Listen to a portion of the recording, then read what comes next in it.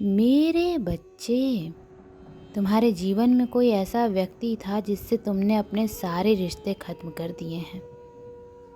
तुम्हें उससे बात नहीं करनी है, तुम्हें तो उसका नाम सुनना भी पसंद नहीं है।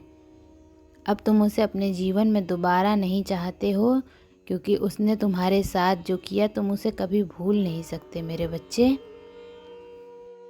पर वो अब तुमसे बात करना चाहता है, वो तुमसे मिलना चाहता है और तुमसे मिलकर अतीत में हुई सारी बातों, सारी गलतफहमियों को दूर करना चाहता है। अब वो चाहता है कि तुम उसे अपना लो और उसने जो गलतियां की हैं उसे माफ़ कर दो। अतीत को पीछे छोड़कर तुम दोनों एक हो जाओ। वो इन बातों की योजनाएं बना रहा है। वो तुमसे अपनी की हुई गलतियों की माफ़ी मांगना चाहता है और वो तुम्हें एक एक दिन का हिसाब देना चाहता है कि जब तुम उसके जीवन में नहीं थे उसने तुम्हें कितना याद किया, और तुम्हारे जाने के बाद उसने जो कुछ भी सहा है, वो जितना भी रोया है, उसको यह एहसास हो गया है कि वो तुम्हारे अलावा किसी और के साथ खुश नहीं रह सकता है।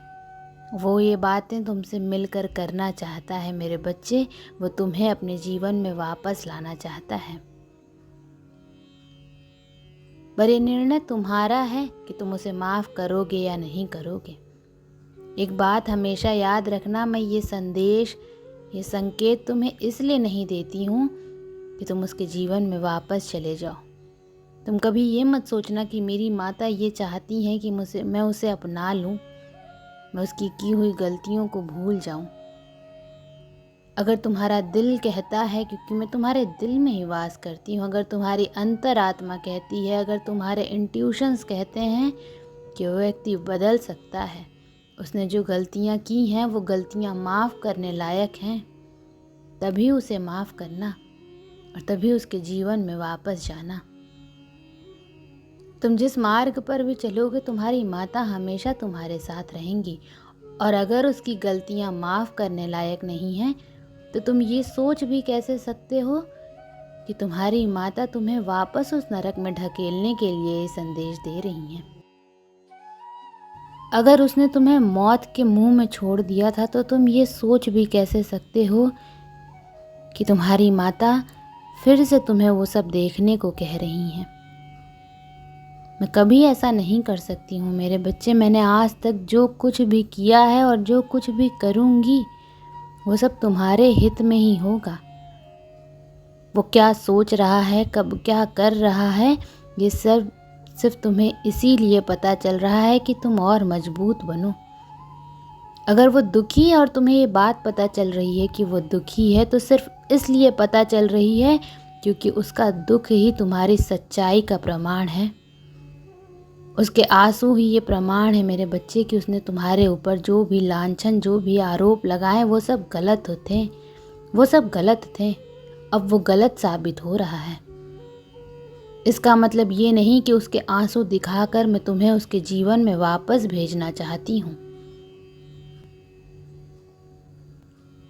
और अगर तुम्हें ऐसा लगता है कि उसने भूल में कोई गलतियाँ कर दी हैं, ऐसा तुम्हें लगता है कि वो सही इंसान था, उसने तुम्हें इतना नहीं रुलाया, तुम्हें इतना प्रताड़ित नहीं किया, तो तुम फिर से उसका हाथ थाम लो। तुम्हारी माता तुम्हारे साथ उसमें भी खड़ी रहेंगी। तुमने हमेशा दिल से सोचा है, दिल से निर्णय लिया है मेरे बच्चे। हमेशा दूसरों के आंसू देखकर, दूसरों के दर्द देखकर अपनी भावनाओं को पीछे रख दिया है। पर अब वो गलती मत करना सिर्फ इसलिए क्योंकि कोई व्यक्ति रो रहा है। अब अपने अतीत में की हुई गलतियों को मत दोहराना सिर्फ इसलिए क्योंकि तुम अकेले हो और तुम्हें किसी का साथ चाहिए। तो गलत व्यक्ति का हाथ पकड़कर मत चलने लगना। मुझे पता है तुम्हें तकलीफ होती है जब जब तुम उसका नाम सुनते हो, पर तुम्हें तो गर्व होना चाहिए खुद पर कि जिन लोगों ने तुम्हें ठुकरा दिया था, आज वो लोग गिड़गिड़ा रहे हैं, आज वो लोग भीख मांग रहे हैं तुम्हारे साथ की। आज वो ये चाहते हैं कि तुम उनके साथ रहो, तुम उन्हें माफ़ कर दो। तो ये तो तुम्हारी जीत है, तुम्हारे व्यक्तित्व की जीत है, तुम्हारी सच्चाई की जीत है, जिस सच्चाई के लिए तुम एक बार रोए थे, खुद को साबित करने के लिए, जब तुम लोगों के सामने गिड़गिड़ाते थे। मुझे तो ये नहीं समझ में आता कि तुम्हें इस बात पर भी रोना कैसे आ सकता है। तुम इतने भावुक कैसे हो सकते हो मेरे बच्चे कि तुम इस बात पर भी रो रहे हो।